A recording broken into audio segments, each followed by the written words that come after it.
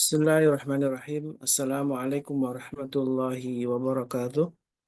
Waalaikumsalam warahmatullahi wabarakatuh. Innal hamdalillah nahmaduhu wa nasta'inuhu wa nastaghfiruh wa na'udzu billahi min syururi anfusina wa min sayyiati a'malina. May yahdihillahu fa huwal muhtadi wa may yudlil falan tajida lahu waliyyan mursyida. Asyhadu an la ilaha illallah wahdahu la syarika lahu wa asyhadu anna Muhammadan abduhu wa rasuluhu la nabiyya wa la rasula ba'da. Allahumma salli wa sallim wa karim wa barik wa an'im ala nabina wa syafi'ina wa maulana wa qadwatina wa imamina Muhammad wa ala alihi wa sahbihi wa man itabahum bi ihsanin ila yaumiddin amma ba'du. Jamaah Majelis Keluarga Indonesia yang dirahmati Allah, alhamdulillah syukurlah di pagi ini Allah masih memberikan kita satu kesempatan untuk beribadah kepadanya dan juga beramal soleh, apalagi di hari-hari yang istimewa di Ramadan, 10 hari terakhir menjadi momentum penting untuk kita manfaatkan meraih ampunan Allah Subhanahu wa taala. Di sana ada malam Lailatul Qadar yang tentu kita sudah paham betapa keistimewaannya Lailatul Qadar, lebih baik dari 1.000 bulan. Betapa usia kita tidak mungkin bisa menyaingi, mencapai usia yang sangat panjang, lebih dari 1.000 bulan tentunya, dengan ibadah-ibadah yang begitu sangat banyak. Karena kalaupun kita hitung dari usia balik kita, walaupun eh, kita berusia panjang, kata Rasulullah SAW dalam sabda yang mulia, umatku ini kebanyakan tidak lebih dari antara 60 sampai 70 tahun, dan hanya sedikit yang bisa melampaui itu. Sedangkan 1.000 bulan lebih baik dari 1.000 bulan yang ada dalam Lailatul Qadar itu menunjukkan lebih dari 83 tahun lebih Allah sudah menyiapkan pahala berlimpah untuk kita yang meraih keutamaan Lailatul Qadar. Mudah-mudahan Allah Subhanahu wa taala memberikan kita satu kenikmatan ibadah dan beramal saleh di hari-hari terakhir Ramadan ini, dan tentu kita selalu berharap, berdoa kepada Allah Subhanahu wa taala untuk mencurahkan hidayah dan taufiknya untuk kita semua. Amin Allahumma amin. Salawat dan salam tentu senantiasa kita haturkan kepada Nabi kita baginda Rasulullah beserta keluarganya, para sahabatnya, dan juga mudah-mudahan kita termasuk umatnya yang eh, mendapatkan syafaat dari beliau dan juga mendapatkan satu perjumpaan yang istimewa bersama beliau, kekasih hati kita yang menjadi teladan kita dalam berbagai kehidupan kita. Dan apalagi menghadapi era sekarang ini, begitu banyak hal-hal yang memang eh, panduannya hanya kepada baginda Nabi kita SAW, bagaimana Rasulullah SAW telah mengajarkan banyak teladan dan nasihat-nasihat yang agung untuk kita ikuti. Sahabatku yang bukan Allah, di pagi ini Alhamdulillah kita bersama oleh Ustaz Saifullah Abu Bakar Habibullah Ta'ala, yang insya Allah akan kembali melanjutkan sebuah tema penting yang dari hari Senin sampai sekarang kita membahas hal yang berkaitan dengan harta, dari mulai bagaimana sedekah, eh, kita membuka ruang atau mental blok dalam bersedekah, sampai kepada pemahaman tentang zakat. Dan tentu ini adalah lanjutan dari apa yang sudah kita bahas di kemarin tentang betapa zakat ini menjadi bagian yang memang harus kita pahami secara utuh, sebagaimana sholat kita. Dan zakat selalu disandingkan dengan sebuah perintah dari Allah untuk sholat. Wa aqimus sholata wa atuz zakah. Dalam berbagai ayat dalam Al-Quran disebutkan tentang perintah untuk sholat dan juga untuk berzakat. Dan zakat eh, disebutkan eh, dalam Al-Quran pun, bahkan Allah memerintahkan untuk mengambil secara langsung zakat. Jadi bukan sebuah kesadaran, bukan voluntary gitu ya, atau tergantung kepada kesadaran individu. Sesungguhnya zakat yang ketika sudah masuk kewajiban, itu malah kan negara, dalam hal ini ketika pemerintahan Islam kekhalifahan Abu Bakar bahkan memerangi satu kelompok atau satu kabilah yang enggan atau menolak untuk berzakat.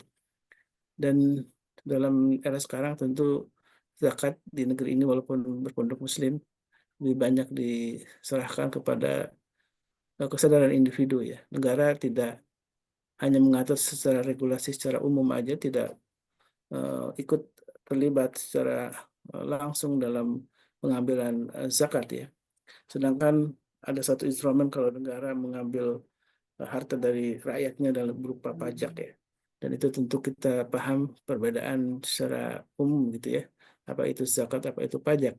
Tapi tentu di pagi ini kita akan membahas lebih memfokuskan bagaimana sesungguhnya zakat menjadi sebuah instrumen penting untuk membangun kesejahteraan rakyat, dan itu sudah dilakukan di era-era kebesaran Islam. Zakat, wakaf, infak itu bagian yang tidak terpisah untuk mengisi pundi-pundi Baitul Mal yang dimiliki oleh negara saat itu.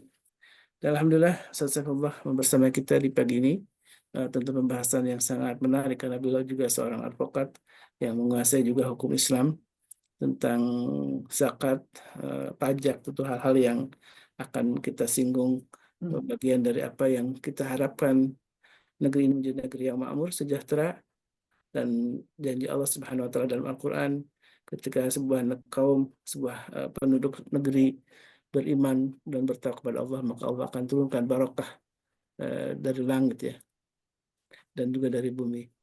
Baik, alhamdulillah. Gimana kabarnya Ustaz Saifullah Abu Bakar? Ya, alhamdulillah baik. Sehat-sehat. Sehat-sehat. Alhamdulillah. Ini kita mengawali, bukan mengawali, sebenarnya kita dalam hari-hari menutup Ramadan ini, kita ingin membangun sebuah kesadaran penuh ya tentang bagaimana pentingnya zakat dan bagaimana zakat ini yang mungkin ada kelanjutan dari apa yang sudah dibahas oleh Ustaz Hanif di Selasa kemarin. Saya persilakan waktunya sepenuhnya untuk Ustaz Saifullah Abu Bakar. Falyatafadhal mashkura. Terima kasih Ustaz Khalis. Bismillahirrahmanirrahim. Assalamualaikum warahmatullahi wabarakatuh. Waalaikumsalam warahmatullahi wabarakatuh. Alhamdulillahi wa kafa. Wassalatu wassalamu ala sayyidina Muhammadin al-Mustafa wa ala alihi wa sahbihi ajma'in wa ahli sidqi wal wafa. Asyhadu an la ilaha illallah wahdahu la syarika lahul malikul a'la. Wa asyhadu anna Muhammadan abduhu wa rasuluhu sayyidina Muhammadin Mustafa wa ala alihi. Alhamdulillah, pada pagi hari ini kita dapat berjumpa kembali di penghujung Ramadan, tanggal 26 Ramadan. Mudah-mudahan hingga akhir Ramadan kondisi badan kita tetap prima, supaya kita bisa tetap mengisi akhir-akhir Ramadan ini dengan lebih baik lagi.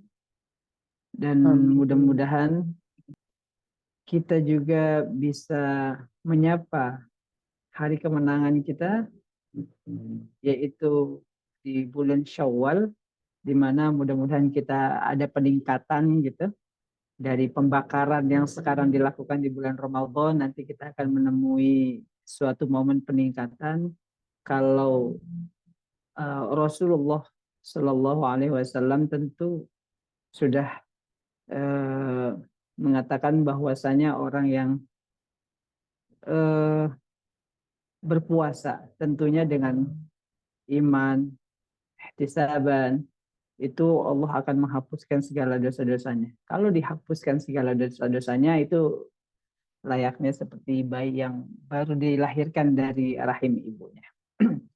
Baik Bapak Ibu sekalian yang dirahmati Allah Subhanahu wa taala. Pada hari ini kita akan berbicara mengenai zakat. Kemarin Ustadz Hanif sudah berbicara tentang zakat, baik tentang asnaf dan bagaimana hukum-hukumnya segala macam ya. Namun hari ini kita akan berbicara tentang zakat itu secara undang-undang itu sebenarnya pengelolaannya seperti apa. Kita lebih kepada pengelolaannya ya. Izinkan saya share sebentar. Saya share materi. biar Bapak Ibu sekalian bisa sambil melihat. Eh,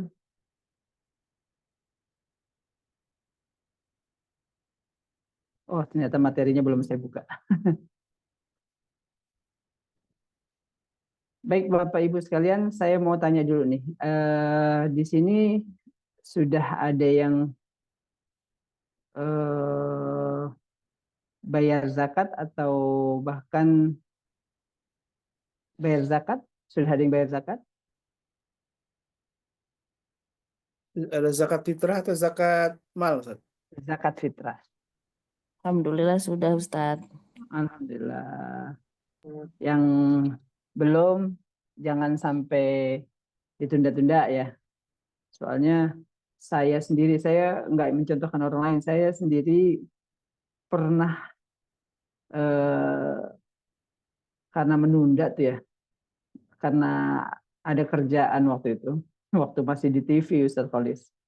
Itu sampai lupa, astagfirullah, malam takbiran baru baru mau bayar zakat gitu.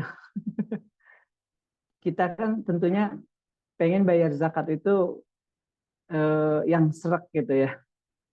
Nah, pagi hari ini kita akan berbicara. Ini Bapak Ibu sekalian yang rahmatullah, saya bikin judul zakat dan pajak. Zakat dan pajak itu sungguhnya itu merupakan wujud bukti kontribusi sosial umat muslim kepada negara. Kenapa seperti itu? Karena uang zakat itu sejatinya memang berperan penting bagi kemaslahatan umat. Kenapa berperan penting? Ya. Ustaz, maaf. Apa di yang share screen-nya dimatikan dulu aja kalau boleh. Oh iya boleh. Baik. Syukur. Oke. Ini Afwan, Ana pakai satu ini ya. Oke.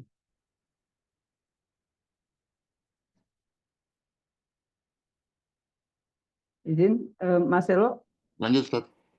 Lanjut. Saya sekarang sudah bisa share screen. Bisa.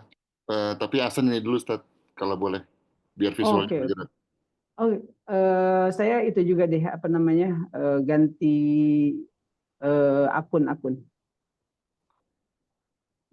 akun supaya saya bisa masuk pakai akun lain ya. Ya baik. Zakat dan pajak itu sebagai wujud bukti bakti,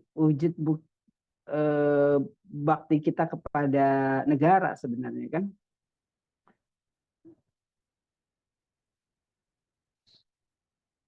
Bentar. Karena Bapak Ibu sekalian yang dirahmati Allah, di dalam Islam kita sudah mengenal zakat seperti yang kemarin disampaikan oleh Ustadz Hanif. Dalam zakat sendiri ada beberapa hal seperti misalkan siapa sih yang bisa yang wajib zakat fitrah gitu. Terus kemudian siapa juga mustahiknya, ada muzaki, ada mustahik. Lalu di bagian pengelolaannya siapa sih sebenarnya yang memiliki wewenang untuk mengelola uang zakat itu gitu kan. Oke, siap. Sebentar.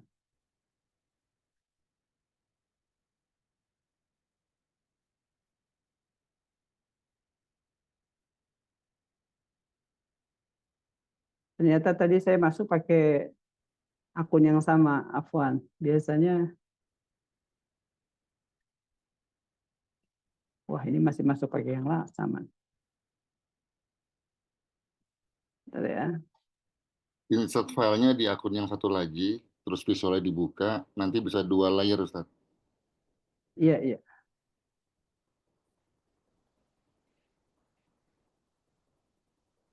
Oke. Baik. Oh, ini saya harus apa namanya?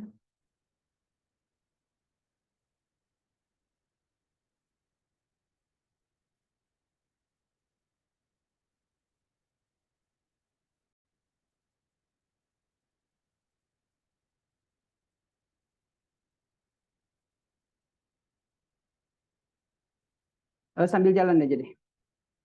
Ini agak repot.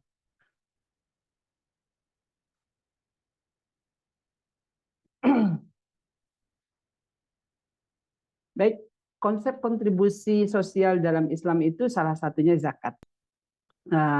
Islam merupakan agama yang sebetulnya paling komprehensif kalau mengatur sendi-sendi kehidupan. Di antara dalil yang mendasari bahwa pentingnya kontribusi aktif bagi kehidupan, setidaknya ada Quran Surat Al-Ma'idah ayat 2, ada Quran Surat Al-Baqarah ayat 195, ada Al-Anfal ayat 74, ada juga Al-Hujurat ayat 10.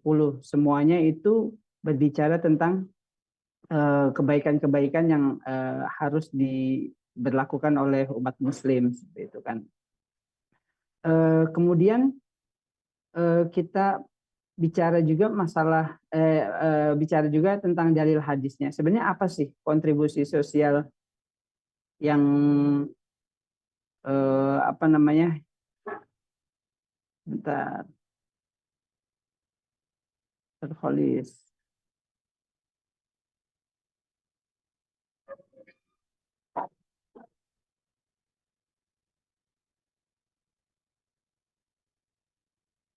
Ya, sudah.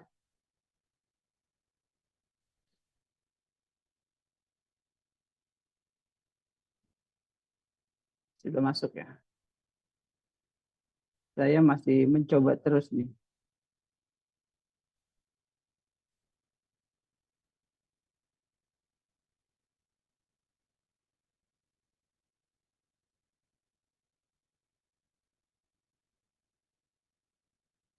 Afwan, Dokter Vicky, saya sebelumnya ini masuk pakai email apa ya?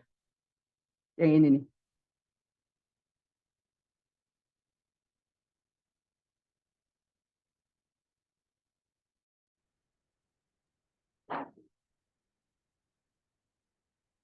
Oh gitu. Nah,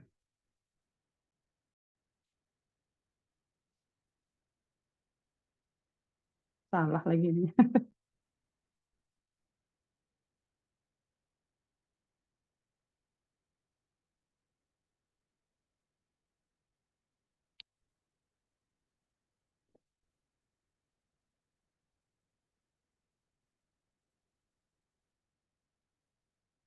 Sudah masuk, Ustaz Khalis?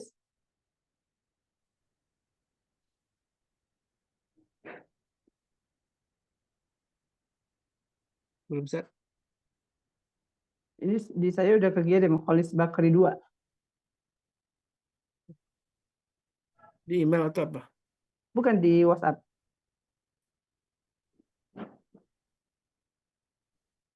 Oh, mau di ini sama admin sebentar. Iya, iya. Oh itu ya. Sebentar. Saya kirim ke Mas Nandar ya. Oke, oke. Ya, tentang hadisnya mengenai konsep kontribusi sosial, seperti yang sering kali kita dengar mengenai seorang mukmin dengan mukmin yang lain bagai sebuah bangunan, itu di hadis riwayat Bukhari dan Muslim. Dan ada juga yang hadis tentang barang siapa yang meringankan kesulitan seorang mukmin dari kesulitan dunia, niscaya Allah akan meringankan kesulitan-kesulitannya di hari kiamat. Itu hadis riwayat Bukhari dan Muslim juga. Dan ada lagi tentang Allah akan senantiasa menolong hambanya selama hamba tersebut menolong saudaranya. Hadis riwayat Muslim. Bapak Ibu sekalian yang dirahmati Allah Subhanahu wa taala, bahwa kontribusi sosial yang ada di Islam ini memang telah disyariatkan sedemikian rupa, bukan hanya untuk kebermanfaatan bagi umat muslim aja sebenarnya. Kalau Kalau apa namanya? Kalau untuk zakat itu bisa, lanjut hadis. Kalau zakat itu ada asnaf-asnaf tertentu yang bisa yang harus disampaikan gitu, seperti yang kemarin disampaikan oleh Ustaz Hanif, ada fisabilillah, ada fakir, miskin, ada rikob gitu kan, ada mu'alaf gitu. Nah, tapi ada hal lain juga di mana uang-uang dari orang Muslim itu sebenarnya bisa dimanfaatkan secara umum buat siapapun, buat membantu apapun, tapi bentuknya bukan zakat, bentuknya yang lain seperti infak, sedekah gitu. Semuanya itu sudah diatur oleh di dalam agama Islam. Lalu kalau zakat itu kan merupakan salah satu konsep kontribusi sosial yang ada dalam Islam, di mana aturannya itu sebenarnya sudah lengkap dan memiliki kebermanfaatan yang amat luar biasa bagi kesejahteraan umat. Lalu kemarin kita kan sempat saya mengikuti. Lalu bagaimana dengan pajak? Next slide. Next. Lalu bagaimana dengan pajak? Dengan pajak itu, Bapak Ibu sekalian, pajak sebenarnya kan merupakan aturan dari negara ya, dari pemerintah. Merupakan pungutan-pungutan yang diwajibkan kepada warga negara berdasarkan hal atau objek tertentu yang kemudian terkena pajak. Nah, memang terkait pajak ini ada ulama yang mengharamkan, ada juga ulama yang memperbolehkan nih. Nah, kita akan bahas ini. Bagaimana kemudian ulama itu ada yang mengharamkan. Dulu pajak itu kan awalnya itu ditarik khusus untuk orang non-Muslim ya. Makanya kemudian ada beberapa ulama yang mengharamkan kalau itu ditarik untuk orang Muslim gitu. Nah, kemudian salah satu alasan dari pajak itu adalah bahwa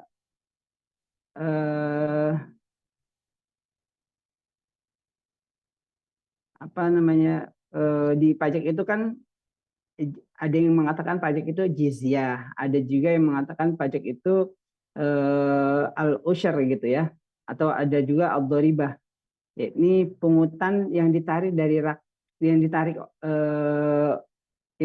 rakyat oleh para penarik pajak, atau sesuatu yang dikeluarkan dari rakyat gitu kan. Nah, namun dalam konteks keindonesiaan yang merupakan negara, bukan negara kekhalifahan atau seperti Kesultanan Muslim zaman dulu gitu kan. Sekarang negara kita berbentuk demokrasi seperti itu, maka pajak ini menjadi boleh gitu. Ada beberapa pajak yang ditarik oleh negara, seperti misalkan pajak kendaraan, ada pajak bumi dan bangunan, ada banyak pajak lah, pajak-pajak. Kita makan kena pajak, kita mendapatkan sesuatu kena pajak seperti itu. Kita membeli sesuatu kena pajak juga, semuanya kena pajak begitu. Nah,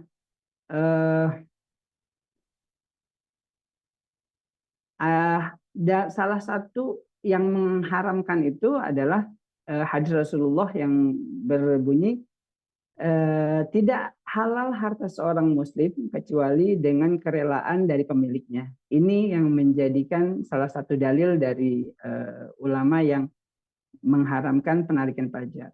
Jadi kalau orang muslim itu hartanya ditarik tapi dia nggak rela, maka haram tuh dimakan seperti itu. Namun kemudian sebetulnya ada juga yang membolehkan. Kenapa? Karena ini sebenarnya berlaku ketaatan kepada ulil amri gitu, kepada pemerintah. Bahwa sejarah dari pajak itu sebenarnya kan sudah ada dari zaman dulu juga.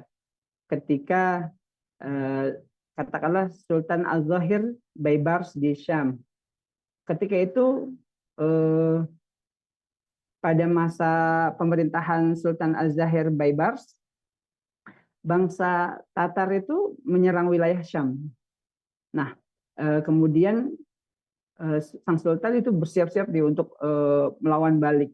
Namun untuk perlawanan itu, untuk perang itu kan membutuhkan banyak persiapan tentara, perlengkapan para prajurit. Akan tetapi kas negara itu tidak cukup. Makanya kemudian Sultan Al-Zahir ini bertanya kepada ulama-ulama di Syam tentang boleh nggak sih mengambil sebagian uang rakyat untuk menutupi biaya tentara, untuk biaya pertahanan negara. Kemudian ketika itu para ulama mengizinkan. Jadi ada sejarah sebenarnya yang melatar belakangi kenapa kemudian pajak itu ditarik juga dari orang Muslim gitu kan.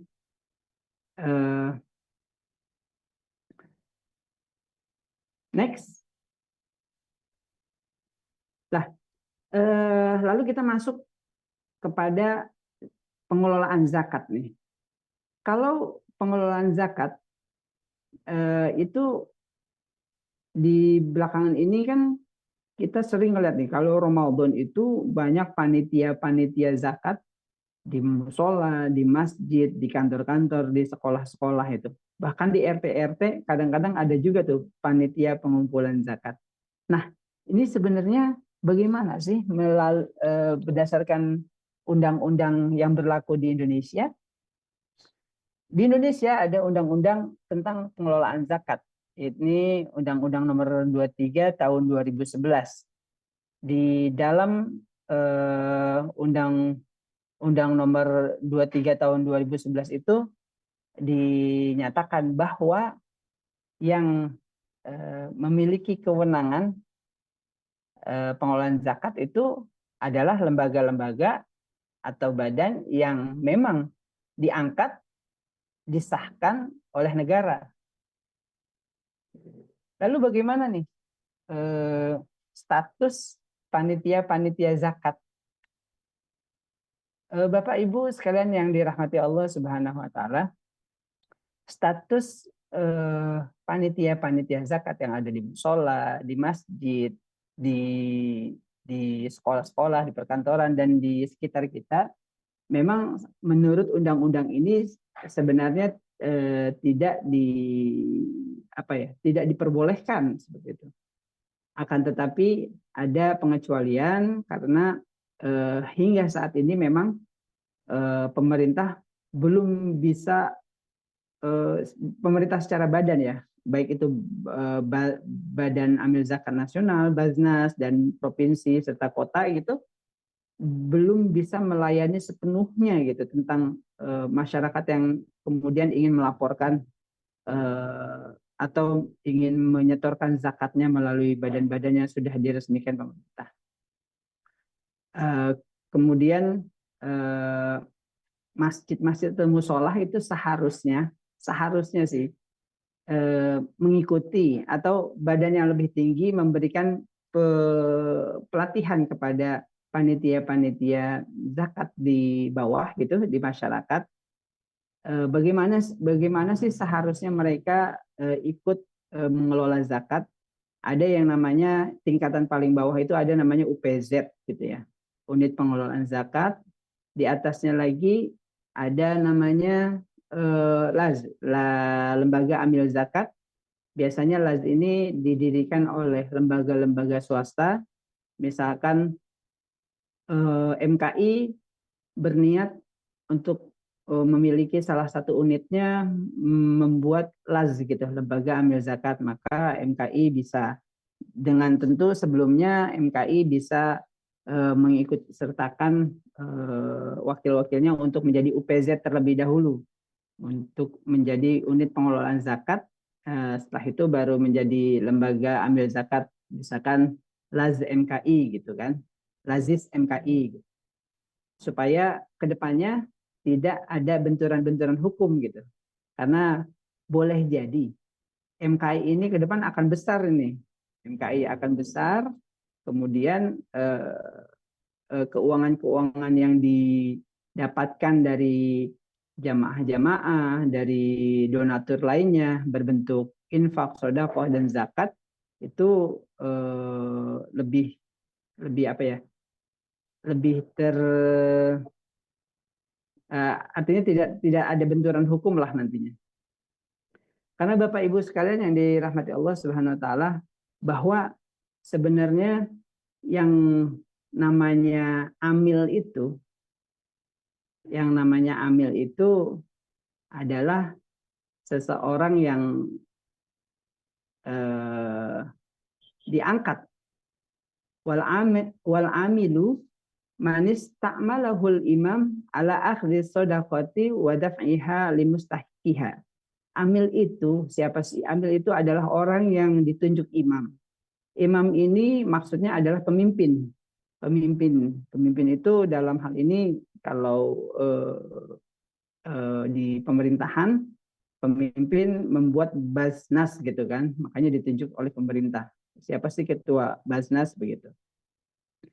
Nah, amil adalah orang yang ditunjuk oleh imam yang mendapatkan legalitas dari pemerintah untuk memungut zakat dan mendistribusikannya kepada pihak-pihak yang berhak atas zakat tersebut gitu.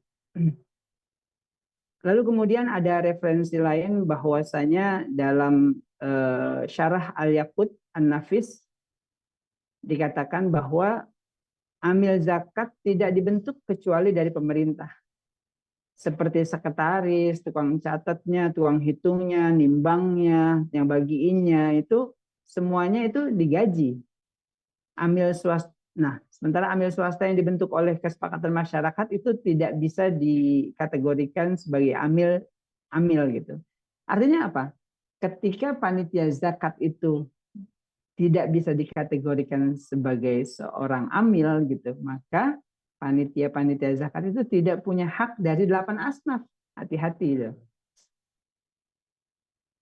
Jadi panitia zakat di musola, di masjid, di perkantoran itu bukanlah amil yang bisa memperoleh atau berhak memperoleh zakat dari apa yang mereka kumpulkan. Seperti itu. Ini berdasarkan kesepakatan. Oleh karena itu, kenapa amil itu untuk pengelolaan zakat itu memang harus diatur sedemikian rupa. Karena yang tadi ada dengan zakat, kalau misalkan dikumpulin benar-benar dan dikelola benar-benar gitu kan, ini yang namanya keuangan negara, kesejahteraan masyarakat, insya Allah akan dapat teratasi lah gitu. Bahkan kita tahu sendiri bahwa zakat itu atau infak atau sedekah yang dikumpulkan umat muslim ada beberapa sebagiannya untuk keperluan kemaslahatan umat, seperti misalkan membangun jalan, boleh gitu kan, seperti itu.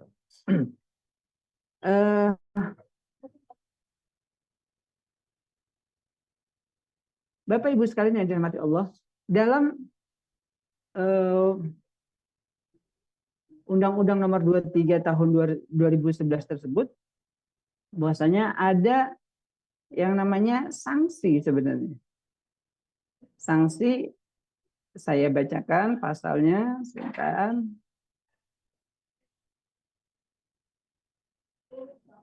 Ada larangan. Setiap orang, ini ada larangannya. Setiap orang dilarang melakukan tindakan memiliki, menjaminkan, menghibahkan, menjual, dan atau mengalihkan zakat, infak, sedekah, dan atau dana sosial keagamaan lainnya yang ada dalam pengelolaannya. Jadi begini, di pasal 37 ini dikatakan bahwa zakat ziswaf yang masuk itu dialihkan itu misalkan menjadi kepentingannya sendiri dan kemudian bisa mungkin jadi hilang segala macam itu. Nah, itu tidak boleh tuh, dilarang. Lalu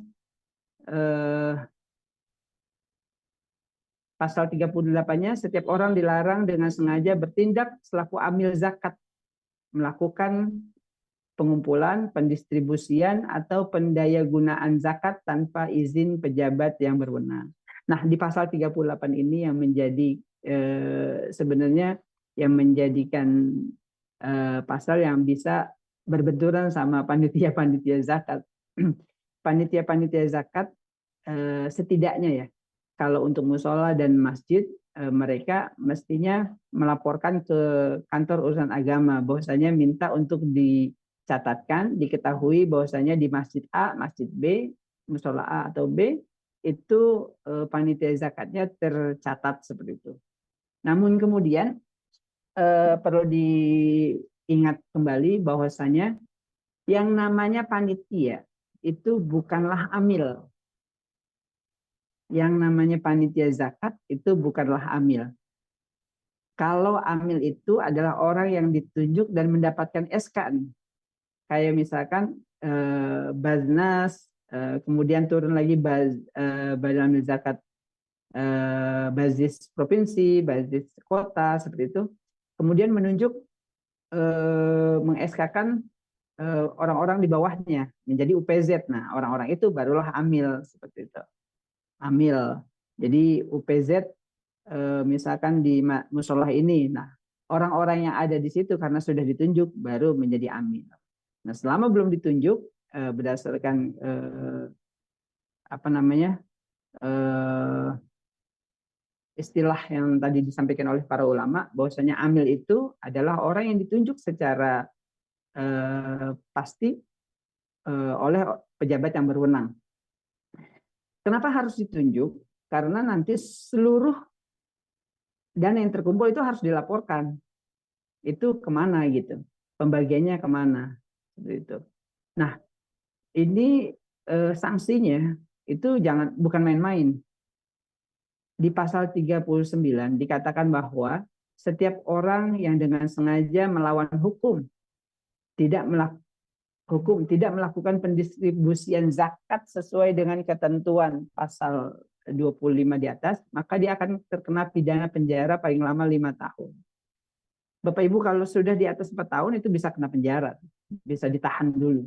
Atau pidana denda paling banyak itu 500 juta rupiah.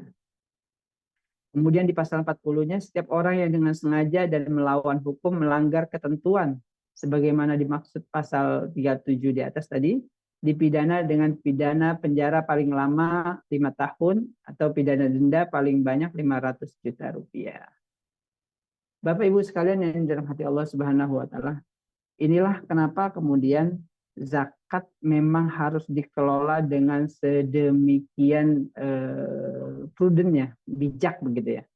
Karena zakat itu bisa menjadi salah satu alat untuk kemaslahatan umat ya, untuk menjadi salah satu kekuatan lah negara. Ini bagaimana kemudian dengan zakat yang terkumpul bisa mengentaskan kemiskinan. Karena memang itu tujuannya. Jadi zakat itu memang untuk fakir miskin dulu gitu, supaya tidak orang-orang miskinnya berkurang. Semangat kita kan seperti ini. Kalau hari ini kita menjadi mustahik, mudah-mudahan tahun depan kita menjadi muzaki begitu. Itu semangatnya yang harus disampaikan sebenarnya kepada masyarakat.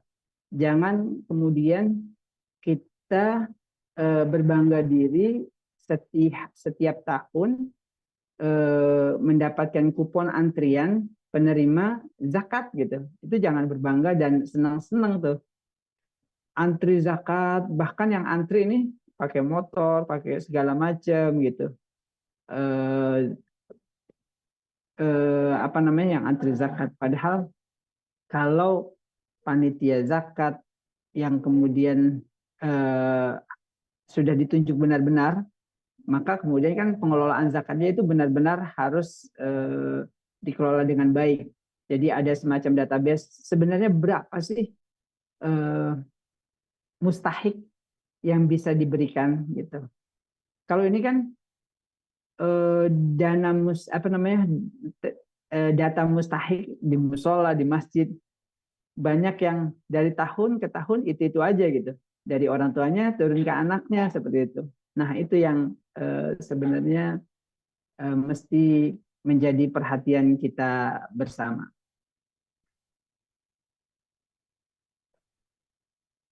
Bapak Ibu sekalian yang dirahmati Allah Subhanahu wa taala, lalu mengenai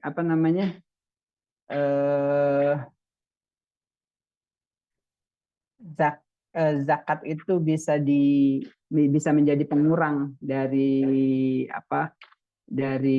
pajak, kewajiban pajak, itu juga sudah diatur dalam Undang-Undang Nomor 23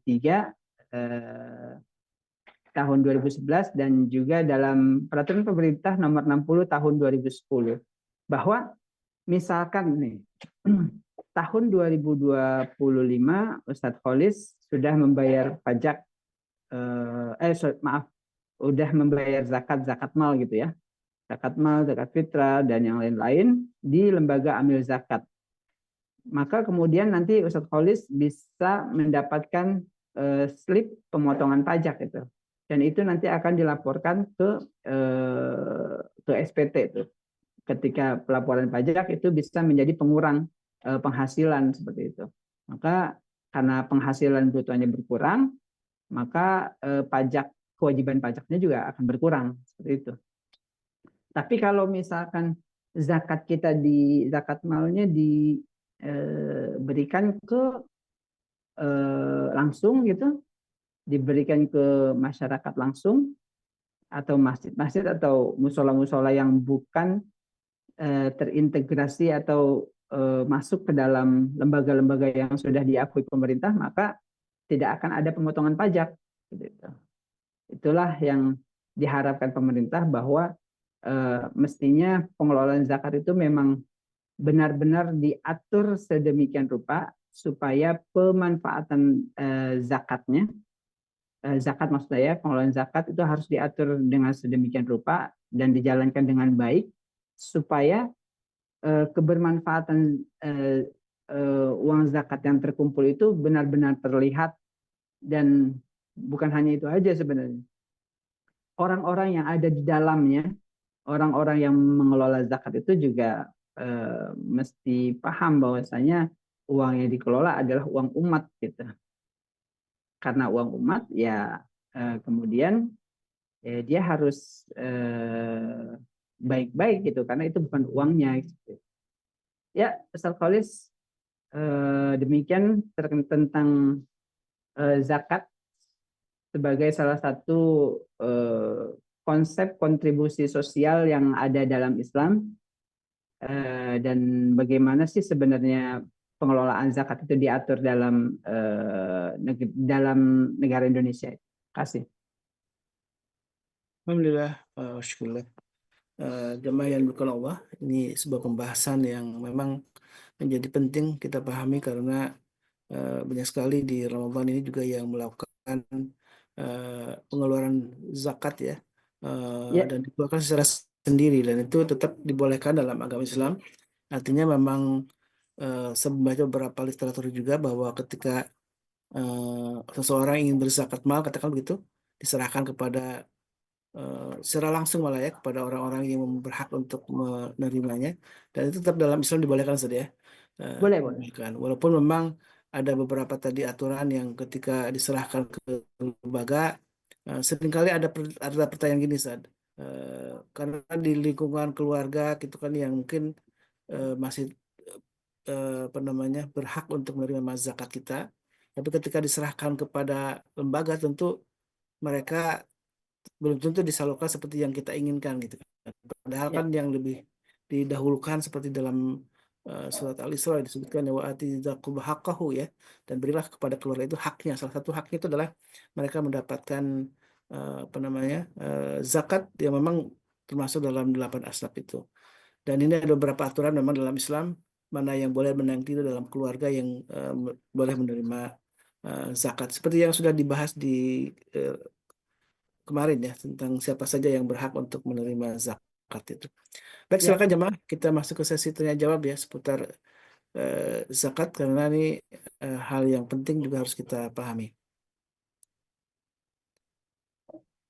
Silakan, ada yang bertanya langsung. Nah, ini kalau soal pajak ini lain lagi saja, karena memang kontroversi tentang halal haram ini betapa masih menguat ya. Ada ya, orang ya. yang tetap tidak mau membayar pajak karena dianggapnya itu masuk kategori dalam sebuah hadis Nabi, inna sahibal maksi finnar ya, bahwa sesungguhnya para pemungut pajak itu termasuk orang-orang yang berada di neraka gitu. Apalagi tadi tadi disebutkan juga dalam hadis la yahillu malam ri'in muslimin ya illa Ya, bin nafsi minhu gitu. Tidak halal gitu untuk mengambil harta seorang muslim itu eh, kecuali dia dengan kerelaan. ridho, Jadi, kalau kerelaan. pajak kayaknya nggak ada satu di sini pun yang rela kayaknya. Kayaknya merasa tertekan. Waduh, udah masuk harus bayar pajak mobil, ada pajak motor gitu kan ya, pajak rumah gitu apalagi dan lain-lain sebagainya. Nampaknya kalaupun diberikan pilihan membayar pajak itu pasti orang akan memilih membayar zakat daripada pajak. Baik, Bu Dia dari Bandung silakan. Terima kasih. Bismillahirrahmanirrahim. Assalamualaikum warahmatullahi wabarakatuh. Waalaikumsalam Assalamualaikum. warahmatullahi Ini wabarakatuh. ada dua pertanyaan mungkin, Ustadz. Ya, Pertama ini seperti yang tadi sudah disampaikan oleh Ustadz Holis ya. Ini terjadi juga di keluarga saya. Jadi kalau memberikan zakat itu kadang kalau menitipkan tuh asa kurang percaya gitu. Apalagi kalau kita tahu panitianya seperti apa, misalnya di masjid. Apakah di masjid yang dekat kita atau di lembaga-lembaga tertentu yang kita sudah tahu. Makanya lebih enak kita memberikan sendiri langsung ke masyarakat yang memang kita tahu bahwa itu memang benar-benar perlu gitu. Kita tahu keadaan sehari-harinya tuh riuh gitu, ripuh. Maka kita memberikan zakat fitrah atau zakat mal itu kepada mereka gitu. Nah itu bagaimana pendapat Ustadz. Kemudian yang kedua, kalau tadi zakat itu bisa mengurangi pajak. Nah, pajak apa gitu? Apakah pajak PBB atau kendaraan motor atau apa gitu? Kalau kita bisa punya slip bahwa kita sudah bayar zakat. Nah, itu pajak apa gitu yang bisa ya, mengurangi gitu. Itu aja. Terima kasih. ya. Assalamualaikum warahmatullahi wabarakatuh. Waalaikumsalam warahmatullahi wabarakatuh. Ya, Bu Dia. Yang kita bicarakan di sini memang sebenarnya bukan mengenai terkait kemana kita menyalurkan ya, tapi lebih kepada pengelolaan zakat. Nah, kalau pengelolaan zakat memang tadi ada aturannya dalam negara kita yang tadi saya sampaikan. Tapi mengenai hak kita muzaki untuk menyampaikan zakat, menyalurkan zakat sendiri itu bagus. Itu memang sudah hak kita, boleh gitu. Tapi memang kan ada orang-orang tertentu yang tidak bisa bersentuhan langsung gitu sama mustahik gitu. Makanya mereka kadang menyampaikannya lewat amil gitu kan. Nah, yang saya sampaikan dalam kajian ini bahwasanya sebetulnya panitia-panitia zakat yang tidak dipilih atau tidak ditetapkan oleh pemerintah itu bukan amil gitu. Akan tetapi kalau Budia, misalkan tahun ini mau zakat fitrah dan zakat mal ke orang-orang yang memang Budia tahu, itu baik, lebih baik. Karena kan tujuannya zakat itu memang untuk ke orang lain ya. Kalau untuk diri sendiri kan untuk mensucikan jiwa kita, mensucikan harta kita. Seperti itu. Kalau ke orang lain, artinya kita saling bantu-membantu supaya orang yang sedang kekurangan, yang dalam 8 asnaf itu ada fakir miskin gitu, mereka terbantu. Dan bantuan itu kan kenapa harus ada pengelolaan zakat nih? Kenapa dari dulu itu ada amil, ada badan pengelolaan zakat? Karena ketika zakat itu dikumpulkan, maka dia tidak menjadi apa namanya sesuatu kekuatan yang terpecah-pecah gitu. Kekuatan zakat itu bisa lebih bermanfaat kalau dikumpulkan dan dikelola dengan benar. orang-orang fakir miskin yang sekarang diberikan itu bisa jadi diberikan selain diberikan untuk keperluan hari-harinya, tapi diberikan pancingan gitu supaya tahun depan dia tidak jadi mustahik lagi, kan seperti itu.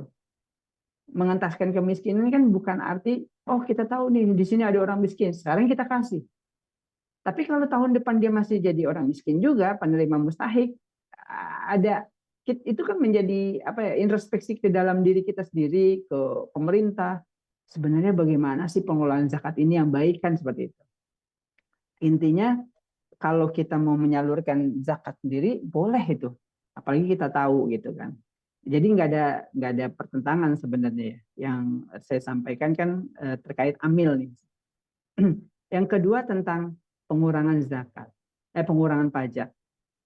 Jadi setiap tahun kita kan ada yang namanya NPWP, itu kan wajib lapor ya. Wajib lapor. Barang siapa orang yang mendapatkan, seingat saya nih, yang pendapatannya 60 juta per tahun ke atas itu laporannya seperti apa begitu kan. Nanti dicatat semua gitu laporannya. Nanti kira-kira adakah pajak tahunan yang harus dibayar gitu. Ketika ada gitu. Ketika ada misalkan pajak tahunannya 200.000 misalkan ya. Terus Ibu dia punya slip, saya sudah membayar zakat nih, membayar zakat, dilampirkanlah slipnya itu, slip zakatnya tapi dari lembaga amil zakat ya, misalkan Lazis Muhammadiyah, Lazis Nahdlatul Ulama, Lazis Hidayatullah begitu kan, atau Basnas atau Bazis provinsi setempat. Itu bisa untuk mengurangi zakat itu. Artinya ketika penghasilan brutonya itu turun, maaf. Ketika penghasilan brutonya per tahunnya itu turun dengan bukti slip yang kita tadi sampaikan, maka pajaknya juga kan akan berkurang. Seperti itu, Bu Dia. Begitu. Tapi kalau kita... Itu pajak apa gitu? Pajak apa tahunan, itu pajak? Bu Dia. Pajak Tahunan. Pajak tahunan penghasilan yang NPWP itu, Bu Dia. Bukan untuk PBB sama bukan untuk mobil PBB, ya? Bu Dia. Jadi Bu Dia punya NPWP? Punya. Ya, NPWP itu kan setiap tahun itu di bulan Maret akhir nih itu harus dilaporkan, Bu Dia. Tapi nggak pernah laporan. Siap. Ya, itu kan yang sebenarnya kalau pajak itu yang disuruh wajib itu wajib lapor, Bu Dia. Bukan wajib bayar, tapi wajib lapor. Artinya kita koordinasi dengan pemerintah setempat, sebenarnya penghasilan saya segini begitu kan. Seperti itu. Nanti nihil lah, biasanya yang orang-orang di bawah nihil gitu, kecuali orang yang sudah kaya banget gitu ya. Ada beberapa yang bukan pekerja ya. Kalau pekerja kan sudah dipotong lewat perusahaan pajaknya, sudah dihitung juga lewat perusahaan, seperti itu. Saya udah berapa puluh tahun punya NPWP tapi nggak pernah lapor. Alhamdulillah, Bu Dia, masih aman-aman aja. Ya kita berdoa aja mudah-mudahan ke depan negara kita baik-baik saja. Jadi semakin lama pajak-pajaknya itu tidak berkurang satu persatu gitu. Kan sudah terlihat tuh kalau kemarin misalkan di Jakarta rumah yang di bawah 1 miliar pajaknya dihapus begitu ya. Terus di Jawa Barat saat ini pajak, karena ada pajak kemudian nunggak pajak karena denda, akhirnya dendanya dihapus seperti itu.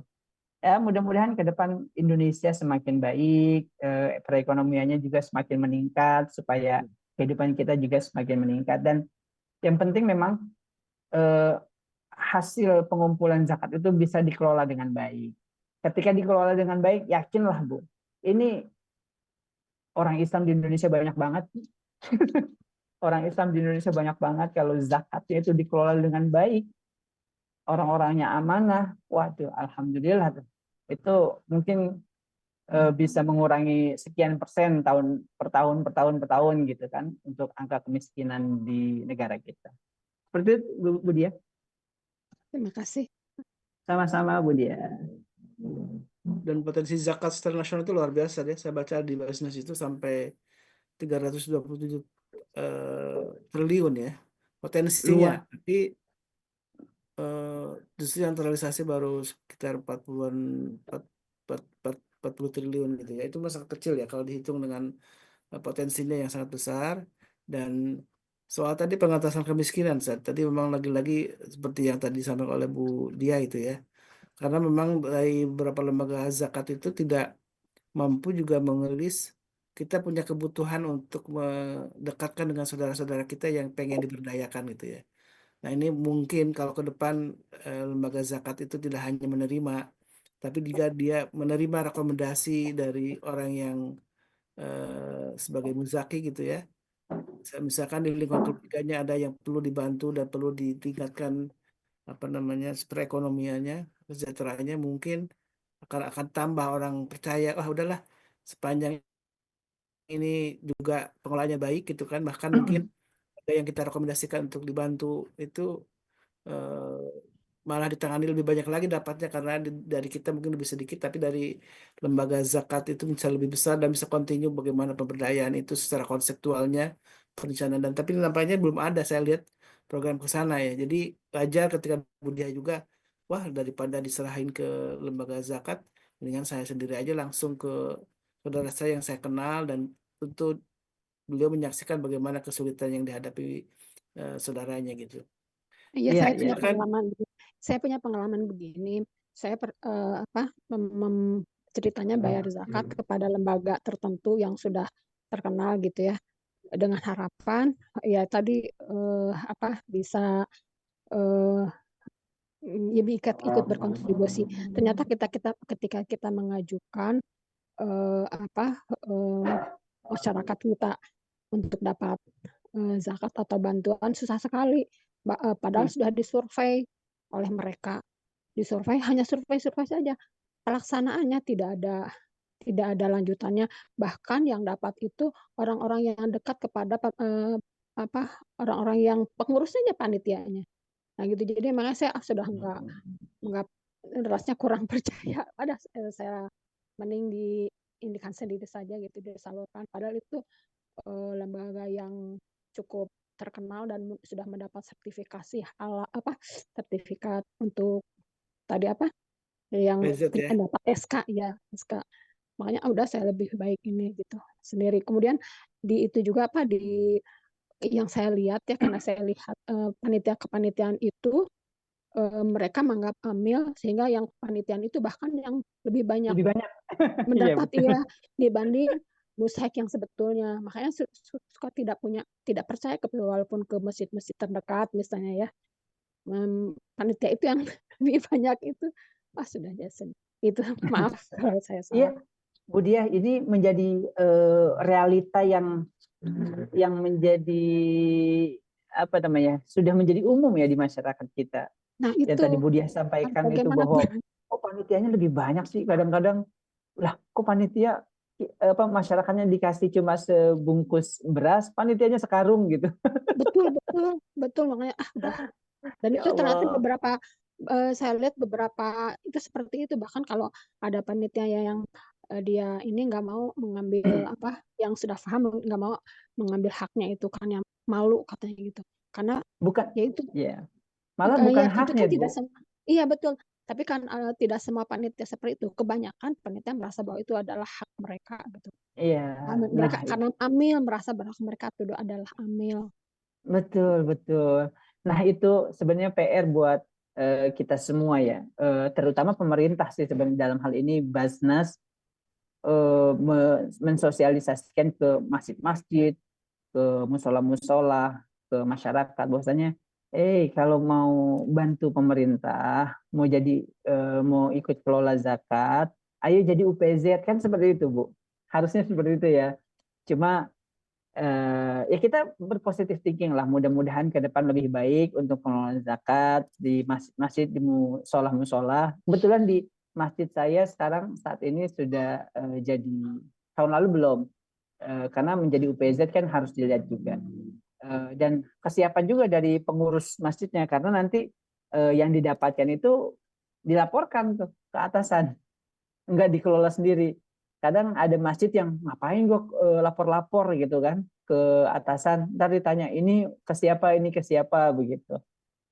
Padahal untuk sinergitas antara masjid, musola, kepanitiaan itu yang kemudian menjadi UPZ itu sangat penting supaya basis di kota gitu itu mempunyai data yang benar-benar akurat. Sebenarnya siapa sih rakyat yang memang butuh dialirkan bantuan, siapa sih rakyat yang menjadi mustahik sebenarnya. Jangan sampai seperti kita lihat di sekitar kita ya, yang ngantri itu orang-orang yang naik motor, bahkan ngantri sambil handphone telepon-teleponan, sambil chatting-chattingan. Ini fakir miskin apa-apa ini gitu kan. Ya Allah. Seperti itu. Baik, silakan, masih ada yang ingin bertanya tentang seputar zakat. Dan bedanya memang zakat sama pajak itu lain di secara rohani ya, Sad, ya. Kalau Iya, pajak itu tadi bisa tertekan kita mengeluarkannya, tapi kalau zakat ini karena zakat itu juga menyucikan harta kita ya, secara bahasa aja. Zakat itu iya. menyucikan harta kita, jadi ada motivasi spiritual. Dan saya menariknya tentang konsep fisabilillah nih, Sad. Eh, Hmm. Ini kan fisabilillah dalam konteks sekarang para ulama seperti Syekh Pardawi ini memang mulai mengembangkan tentang konsep fisabilillah, itu salah satunya untuk kegiatan dakwah gitu ya.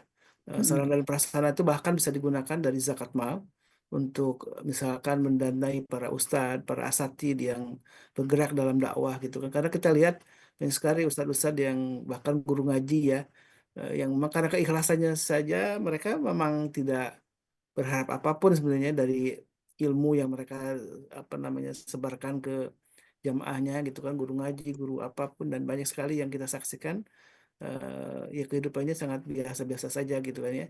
Dan itu sebenarnya yang bisa juga disalurkan zakat mal itu dalam bentuk untuk pemberdayaan para guru ngaji gitu saja ya. Ya, ya. Kalau secara lugah kan fisabilillah artinya di jalan Allah.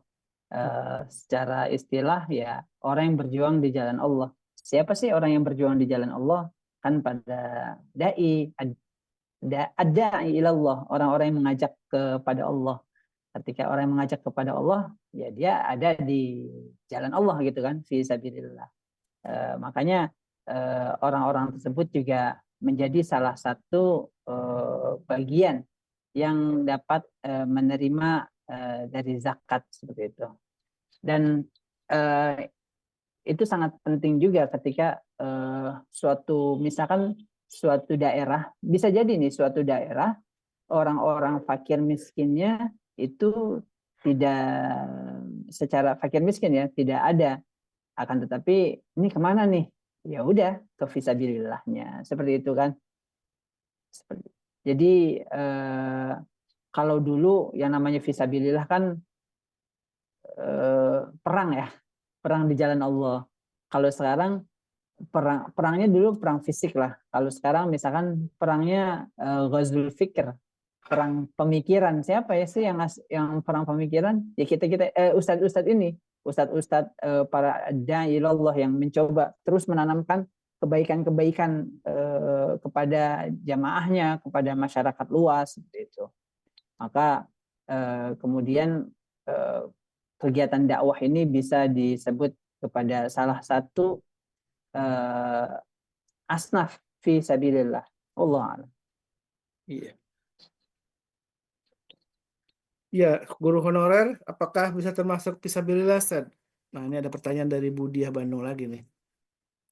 Guru honorer. Nah, ini Bu Diah, kalau guru honorer kita kan harus melihat ya, guru honorernya sebenarnya guru apa nih ya? Katakanlah yang dimaksudkan Bu Diah adalah memang guru agama gitu kan, guru agama atau guru-guru kebaikan lainnya seperti bahasa Indonesia atau apalah gitu. Karena ada juga guru misalkan yang masih debatable nih, misalkan guru olahraga seperti itu kan, guru olahraga misalkan. Iya. Karena kan ada debatable sebenarnya olahraga yang lain itu menyibukkan saja, cuma olahraga misalkan berenang, berkuda, mana yang sunnah gitu misalkan. Yang lain cuma nyibuk-nyibukin doang. Nah, itu kan debatable. Tapi secara prinsipnya guru-guru itu bisa termasuk juga ke fisabilillah ketika memang guru honorer biasanya kan berapa sih gajinya ya? Berapa sih gajinya? Jadi selain bisa masuk ke kategori fisabilillah untuk menyelamatkan guru-guru tersebut sebenarnya. Mungkin Menyelamat kategori kalau memang sangat kekurangan bisa masuknya kategori fakir miskin Ustaz ya. Lebih cocok kalau ya. ya kalau kekurangan ya masuk ke fakir miskin, bukan ke guru honorer itu cuma jabatannya tuh gajinya kurang dari 500.000. Nah, itu kalau misalkan gajinya kurang dari 500.000 dan memang dia juga tidak punya pendapatan lain, maksudnya ya ke fakir miskin seperti itu. Saya pernah beberapa waktu lalu, nih beberapa hari yang lalu, ini ada kasus Ustaz Khalis. Ini terkait pengelolaan zakat ya. Di salah satu lembaga Baitul Mal. Kita kalau ngomongin zakat bukan zakat fitrah aja ya, zakat mal juga ya, dan zakat profesi. Ada suatu Baitul Mal lumayan besar gitu, pengumpul zakat. Nah kemarin ada orang konsultasi hukum bahwa dia mendapatkan proyek, duitnya dari Baitul Mal nih, duitnya dari Baitul Mal untuk kemudian dibelikan sembako, dan sembako itu disampaikan untuk siapa? Untuk anggota dewan lah, anggota dewan yang terhormat gitu, dan sebagai dana aspirasi, Ustaz Khalis. Jadi misalkan saya anggota dewan nih, terus karena saya punya mitra kerja di lembaga gitu, mitra kerja, saya bilang sama saya minta dong 2 miliar tolong dikirim ke Beji di Depok, perwakilan saya di sana yang akan sebar namanya Ustaz Khalis begitu kan. Nah itu diminta tuh, jadi dana zakat itu disalurkan atas nama dana aspirasi seperti itu. Itu ya Allah, saya dengarnya itu aduh mau marah bagaimana gitu. Keuangan kita nih, zakat itu besar banget, tapi sayangnya orang-orang yang di dalamnya itu ya Allah banyak yang mengalihkan, terus menyalurkannya dengan tidak tepat seperti itu. Dan bahkan itu bukan kemarin, dan dia bilang aku ini setiap tahun bang ada kayak gini, proyek kayak gini begitu. Dan tahun ini kebetulan kenapa dia konsultasi, karena temannya itu ternyata tertipu sama penjual beras gitu, yang akhirnya dana aspirasi itu tidak diterima di sana, akhirnya dilaporkan gitu. Cuman saya bilang ini nggak bakal sampai ke penjara nih, karena kalau di penjara semuanya kebuka nih, si Baitul Mal itu kebuka, atasannya Baitul Mal juga kebuka gitu, karena selama ini telah ada proyek-proyek seperti itu gitu. Ya benar aja, alhamdulillah udah keluar seperti itu. Intinya pengelolaan zakat itu kalau benar-benar dilakukan dengan baik gitu, insya Allah masalah kemiskinan di negara kita berangsur-angsur akan tuntas gitu. Cuma kalau belum dikelola dengan baik ya banyak tikus-tikus lah. Jadi tikus-tikus juga makan uang zakat itu. Baik, ini ada pertanyaan dari Bu Diana ya, Diana Adan. Ustaz bingung nih, jika mau zakat fitrah kemana? Boleh nggak ke pemulung yang lewat depan rumah untuk zakat fitrah? Ya,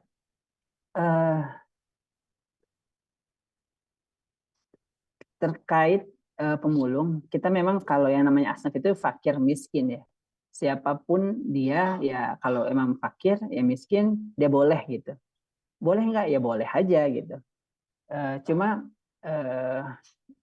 diharapkan memang ketika kita mengeluarkan zakat itu yang pertama kan kita benar-benar kenal nih. Saya nggak tahu si Bunda apakah memang tidak di sekitarnya yang Bunda kenal gitu, tetangga segala macam yang memang sangat membutuhkan itu tidak kelihatan gitu.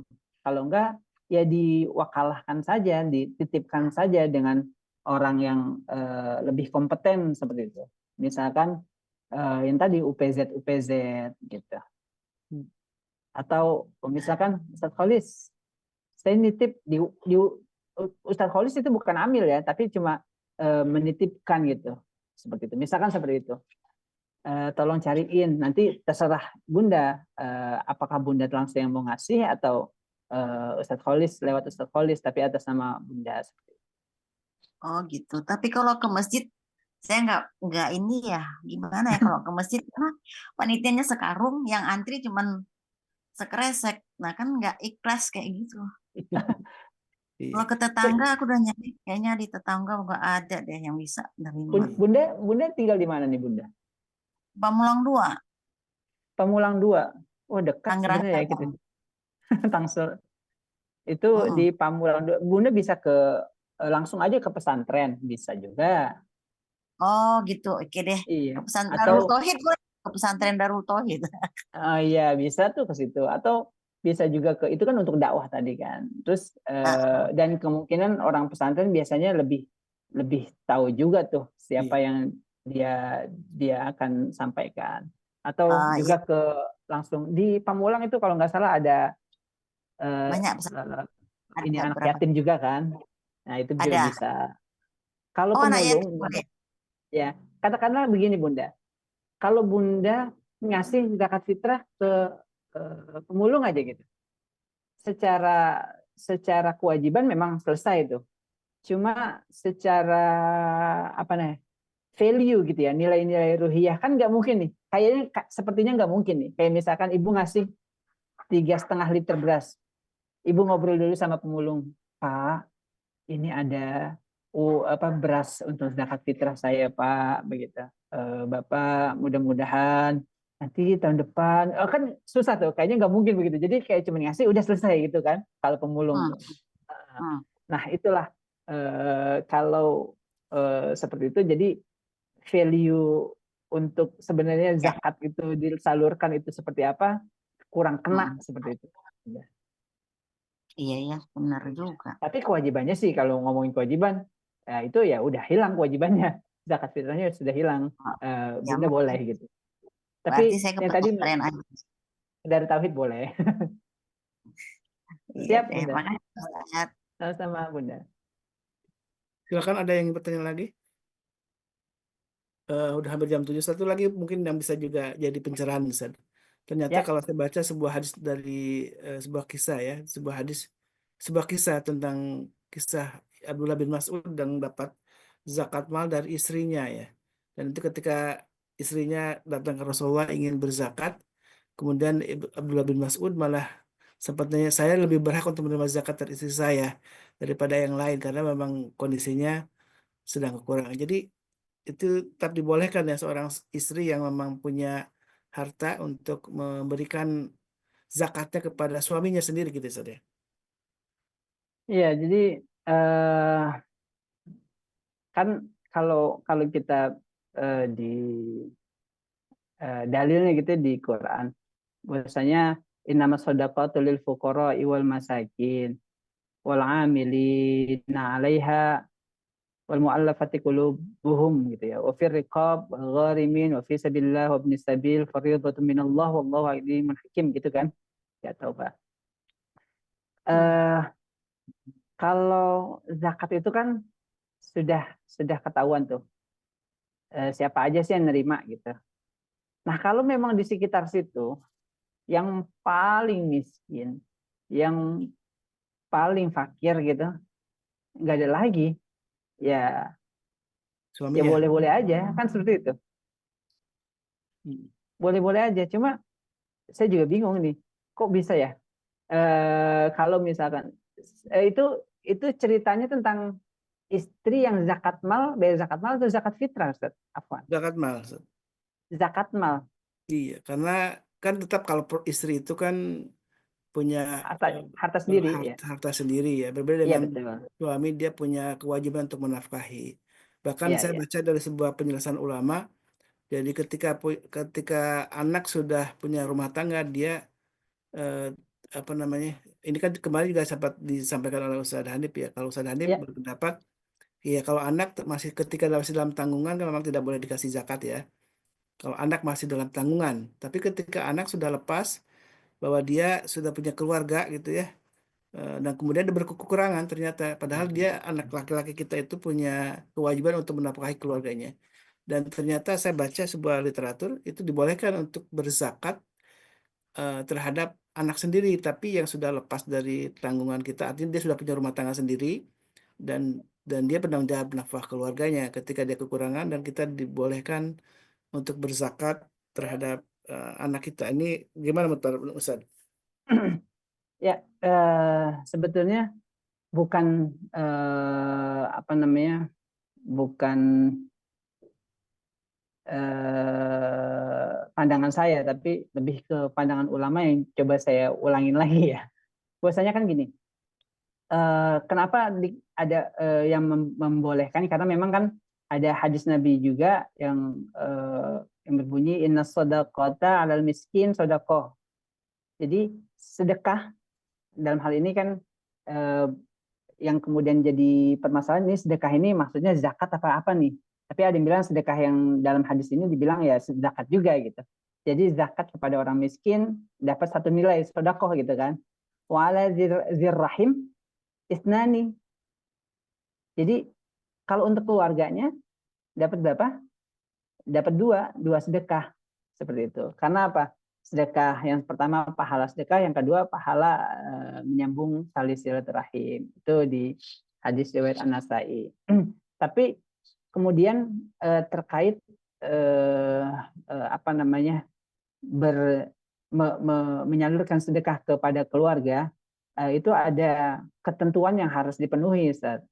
Ada kalau mentasarufkan zakat kepada keluarga itu harus ada yang dipenuhi. Yang pertama misalkan keluarganya ini emang termasuk ke dalam 8 asnaf gitu. Itu yang pertama dulu. Itu harus ada dulu. Kalau keluarganya termasuk ke dalam 8 asnaf, ya boleh begitu. Berarti dia menjadi bagian itu gitu, Ustaz. Yang kedua, keluarga bukanlah orang yang nafkahnya menjadi, yang kemarin dikatakan, menjadi tanggungan wajib oleh seorang muzaki, seperti apa namanya, kalau kayak misalkan saudara laki-laki boleh, bibi, paman gitu kan, itu boleh juga gitu kan. Nah, kalau misalkan tadi yang Ustadz Khalid sampaikan bahwasanya apa namanya, ke suaminya begitu kan, dibolehkan karena tidak ada orang lain yang berhak gitu, suaminya yang menerima itu menjadi syarat pertama itu tadi, bahwasanya suaminya termasuk ke dalam 8 asnaf gitu. Selama masuk ke dalam 8 asnaf, jadi tidak apa-apa juga seperti itu. Nah, kalau misalkan kemarin dikatakan bahwasanya selama itu menjadi tanggung jawab nafkah, ya menjadi, kemarin kan disampaikan itu bukan tidak boleh gitu kan ya, kalau menjadi tanggung jawab wajib nafkah gitu ya. Orang tua, anak itu kan menjadi kewajiban nafkah keluarga ya, itu tidak boleh dikasih zakat. Kecuali kalau tadi anak yang sudah lepas Putus. dari tanggungan kita, artinya dia sudah punya rumah tangga sendiri dan dia punya kewajiban menafkahi anak istrinya dan dia kekurangan. Nah, ini yang saya baca ternyata dibolehkan untuk dialokasikan zakat harta kita kepada mereka gitu. Betul. Kalau yang anak itu kan tanggung jawab orang tuanya gitu. Itu bukan ke anak gitu. Tapi kalau misalkan kalau yang tadi istri ke suami itu kan memang bukan tanggung jawab istri juga sebenarnya kan. Tapi yang pasti si suaminya itu kan adalah salah satu orang yang menerima apa namanya, masuk dalam 8 asnaf itu gitu.